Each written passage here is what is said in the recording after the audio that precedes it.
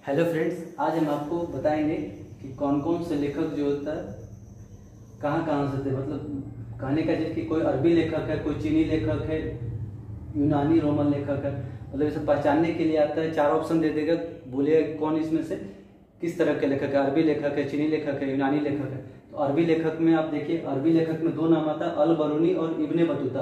अल बरूनी, अब यहाँ देख ले, अरबी, अ से अरबी, अ से अल बरूनी, और इब्ने बतूता अरबी, और अल बरूनी और इब्ने बतूता अरबी लेखक है। अल बरूनी के बारे में जान लीजिए। अल बरूनी जो होता है किसके शासनकाल में आया था? महमूद गजनबी के शासनकाल में आया था।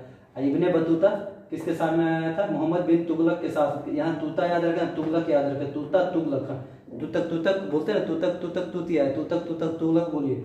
इब्ने बतूता तुगलक में, हाँ। इब्ने बतूता कब आया था? तो इब्ने बतूता को मोहम्मद बिन तुगलक ने इब्ने बतूता को 1333 ईस्वी में दिल्ली का काजी नियुक्त कर दिया था।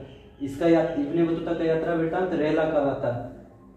इसी में अल बरूनी जो होता है कितना, महमूद गजनबी गद्दी पर कब बैठा? तो 998 ईस्वी में यह गद्दी पर बैठा।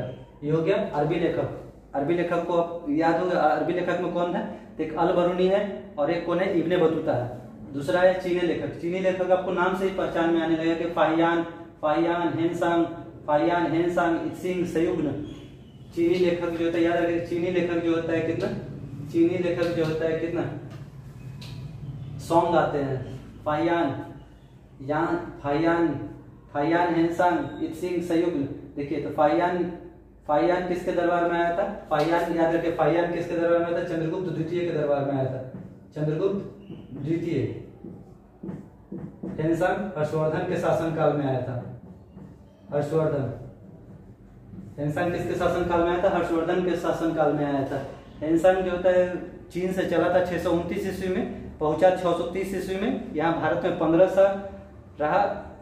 उस क्रम में उसने नालंदा विश्वविद्यालय में पढ़ाई की, और वहां से फिर जो होता है वहां से प्राप्तियां जो इकट्ठा की, और फिर वो अपने देश चला गया 645 ईस्वी में। तो वहां 645 ईस्वी में जिस समय नालंदा विश्वविद्यालय में पढ़ाई कर रहा था, उस समय वहां कुलपति कौन थे? क्वेश्चन हमेशा आता है कि जिस समय हेनसांग नालंदा विश्वविद्यालय में पढ़ रहा था, उस समय कुलपति आचार्य शिलभद्र थे।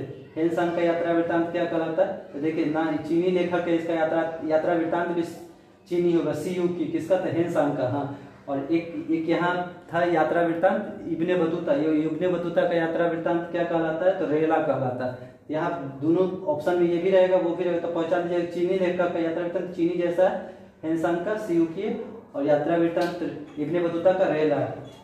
अब हो गया चीनी लेखक हम लोगों ने देख लिया। अब इसके बाद यूनानी लेखक देखेंगे। यूनानी रोमन लेखक में देखिए, एक टेसियस है, हेरोडोटस है, मेगास्थनीज है, डायमेकस है, डायनोसियस है, टॉलमी है, पिलनी है। टेसियस, Herodotus, Megasthenes, डायमेकस, Dionysius, Ptolemy, Pilani. टेसियस जो होता है यह एक ईरानी राजवैद्य था। हेरोडोटस के बारे में इतिहास का पिता इनको बोला जाता है। इनकी पुस्तक जो होता है, देखिए यहाँ हेरोडोटस है, यहाँ इनकी पुस्तक क्या है? हिस्टोरिका। याद हो जाएगा, हेरोडोटस हिस्टोरिका। मेगास्थनीज किसके दरबार में आया था? एक मेगास्थनीज है। यहाँ देखिए डायमेकस जो होता है किसके दरबार में था? तो डायमेकस जो होता है, डायमेकस यहाँ बिंदुसार के दरबार में आया था। और एक फिर डायनोसियस किसके दरबार में आया था? तो डायनोसियस अशोक के दरबार में आया था। टॉलमी जो होता है कब आया था? टॉलमी जो होता है 2री शताब्दी में आया था। और पिलनी जो होता है, पिलनी 1म शताब्दी में आया था। टॉलमी की पुस्तक क्या है? टॉलमी यहाँ याद रखिए, यहाँ गोल्मी याद रखिए, टॉलमी गोल्मी है। तो यहाँ कितना इसकी पुस्तक है? भारत का भूगोल, भारत का भूगोल इसकी पुस्तक है, टॉलमी गोल्मी। पिलनी की पुस्तक कैसी है? Natural history. पिलनी की पुस्तक क्या है? Pilani natural history, Pilani history याद रखें, पिलनी हिस्ट्री। पिलनी की पुस्तक है नेचुरल हिस्ट्री। टॉलमी की पुस्तक है टॉलमी गोल्मी, भारत का भूगोल पुस्तक क्या है? टॉलमी। पिलनी की पुस्तक है नेचुरल हिस्ट्री। हेरोडोटस की पुस्तक क्या है? हिस्टोरिका। डायमेकस किसके अधिकाल में आया था? डायमेकस आया था बिंदुसार